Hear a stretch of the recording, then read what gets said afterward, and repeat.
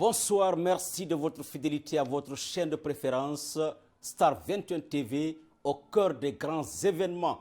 Nous commençons notre émission de ce soir par la Guinée-Bissau, où la bataille pour le second tour de la présidentielle du 29 décembre s'annonce très dure entre les deux anciens premiers ministres, Domingos Simoei Pereira et le général Umaro El Mokhtar Sissoko Embalo, deux invités pour nous décrire cet enjeu électoral.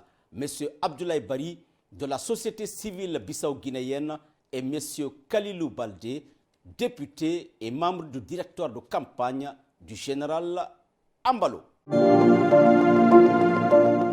Monsieur Bari, bonsoir. Vous êtes, je rappelle que vous êtes la société civile du côté de la Guinée-Bissau. Bonsoir.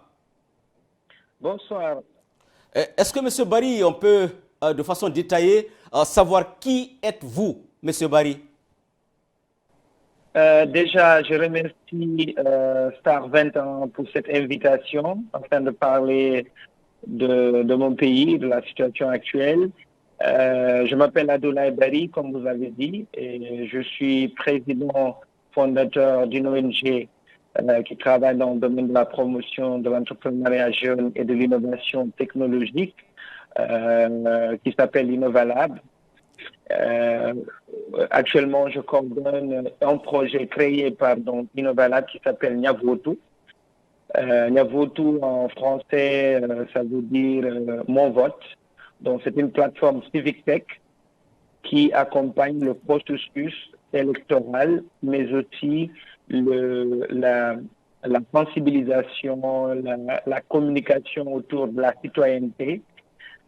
Donc, c'est une manière pour nous, en tant qu'organisation de la société civile, de contribuer dans le processus de la démocratisation de notre pays, mais de la aussi participation des citoyens bissau-guinéens au processus du développement du pays.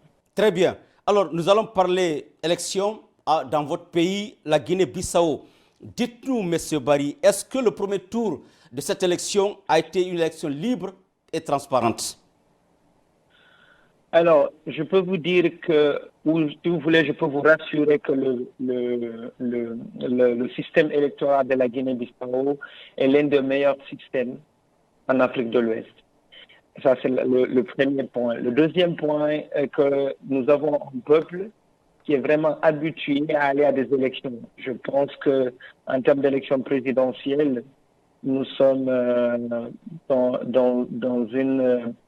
autour de 8 à 9 élections déjà organisées. Donc, d'abord, ça s'est déroulé dans la paix. On a eu une campagne électorale très fraternelle entre les Bissau-Guinéens. Vous allez trouver dans une seule famille des gens qui ont des opinions différentes, des candidats différents. On en avait 12. On n'a pas entendu parler des confrontations entre les différents militants des candidats. Et aussi, ce qu'on peut dire, oui, il y a eu des achats de conscience, des quelques cas par-ci par-là que la société civile a constaté. Mais il faut se dire que le processus a été vraiment un processus qui s'est déroulé dans le calme. On a vu le rapport de tous les observateurs qui sont venus du CPLP, qui est l'organisation des pays lusophones. On a vu le rapport de la CEDEAO, des Nations Unies, donc c'est des États-Unis aussi d'Amérique, vraiment qui ont apprécié la maturité du peuple bissau-guinéen. Donc pratiquement, la question c'est que le premier tour a été une élection libre et transparente, c'est ça?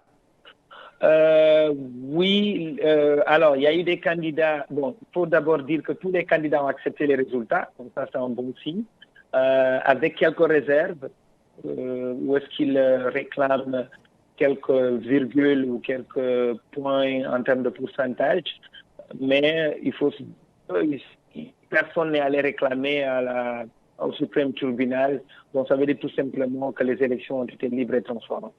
Bien. Nous allons partir avec les deux candidats qualifiés pour le second tour, qui ne se font aucun cadeau, en tout cas sur le terrain actuellement.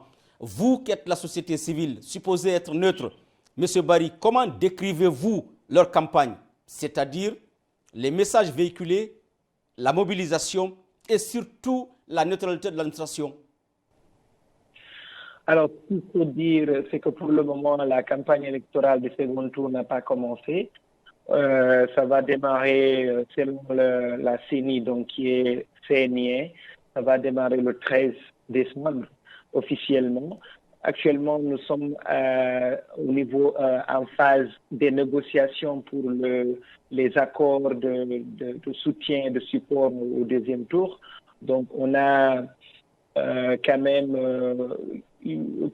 constaté quelques accords déjà signés. Vous avez le vainqueur, c'est lui qui a eu plus de votes, qui a obtenu quelques accords qu'il faut quand même reconnaître qui sont des accords des candidats malheureux, mais qui ne sont pas aussi de poids, de taille, il faut le reconnaître.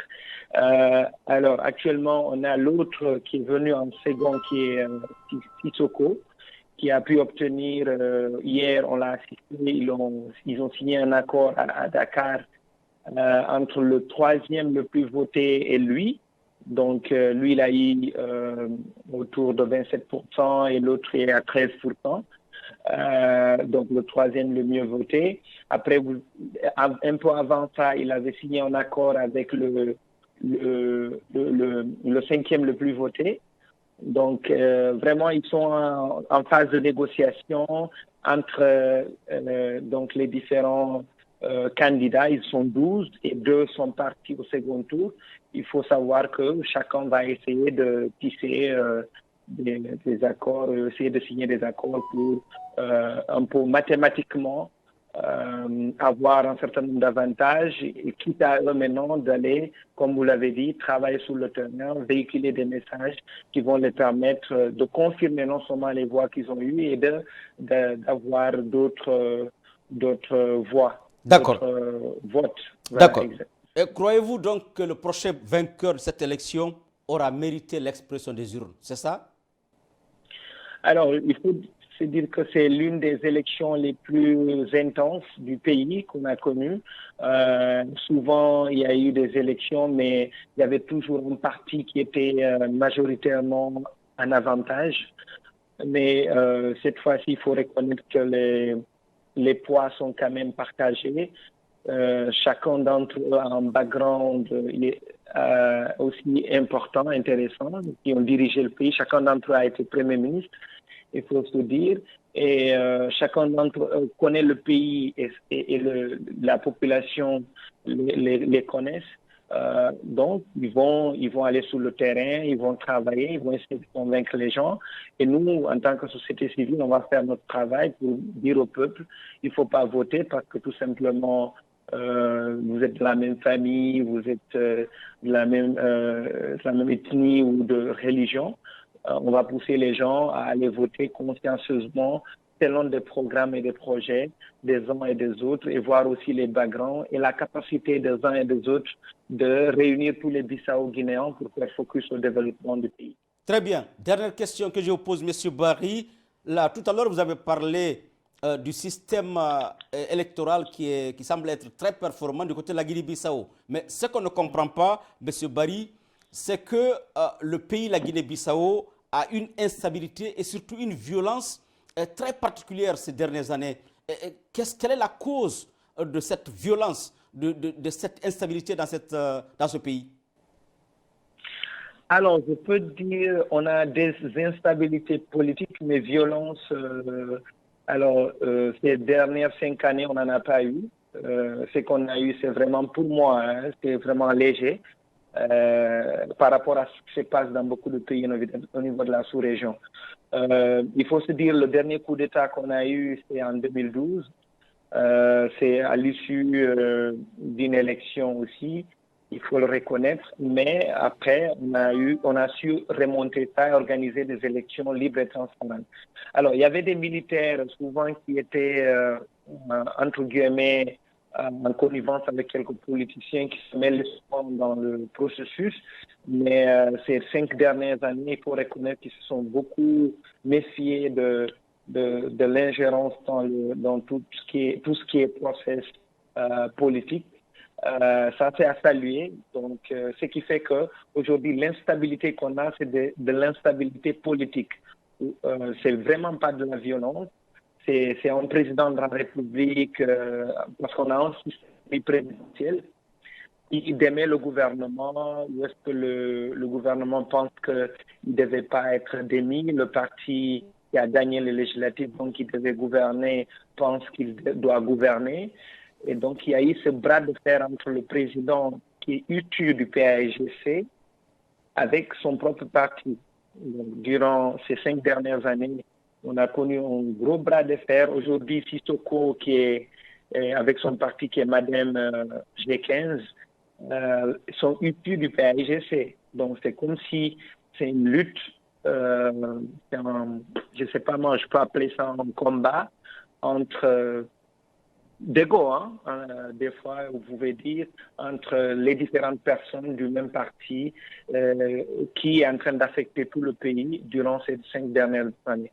Donc, ce qu'on espère, c'est que politiquement, après ces élections, on aura un président de la République qui sera capable d'unifier tous les Bissau-Guinéens, mais de créer une stabilité au niveau institutionnel. Je veux dire, une stabilité, un dialogue, une communication sincère, où est-ce qu'on met le pays en avant entre la présidente de la République, l'Assemblée nationale, le gouvernement qui, entre guillemets, devrait être autonome, la justice, donc toutes les institutions de la République, pour que tout le monde soit focus au processus de développement, non à des guerres ou à des guerres d'intérêt.